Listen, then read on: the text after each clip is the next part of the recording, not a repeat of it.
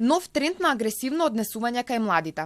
Во последниот период се почесто забележуваме малолетни лица кои наместо да помогнат и пријават физички присметки, тие го евидентираат со видеозапис, а во некои случаи го објавуваат на социјалните мрежи. Вчера ваков инцидент пријавила мајка од Скопје. Незината ќерка била физички нападната од две малолетнички кои ги познавала, додека сето тоа било снимено од друго малолетно лице. Такви случаи се пријавуваат се почесто, а според експертите станува збор за загрижувачки тренд за кој е потребен разговор во кругот на семејството, но и спроведување на обуки и програми со цел осознавање на последиците и превенција. Според психологот Гордана Блажевска-Спиридонова, младите се возрастна група која најбрзо ги прифаќа и следи промените во општеството, па така тие вложуваат напори да го пресликаат тоа во нивното однесување со цел да го одржат својот статус. Младите се возрастна група која најбрзо ги прифаќа и ги следи промените кои се случуваат во заедницата, промените кои се случуваат во социјалната сфера во која што тие сега доминантно се движат, вложуваат напори да го одржат својот статус и да го следат однесувањето на врсниците.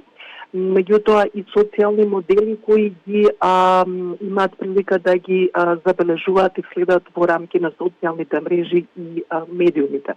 Содржината на социјалните мрежи, агресивните сцени во филмовите или игри кои во нив содржат насилство, дополнително може да ја оформат искривената перцепција на младите, кои понатаму нивното однесување ќе го пресликаат негативно. Исто така се наоѓаат на возраст кога вредносниот систем уште не е оформен и развиен, а исто така и експериментираат со границите и различни облици на да кажеме предизвикување на границите, тоа често пати знае да биде несоодветно однесување.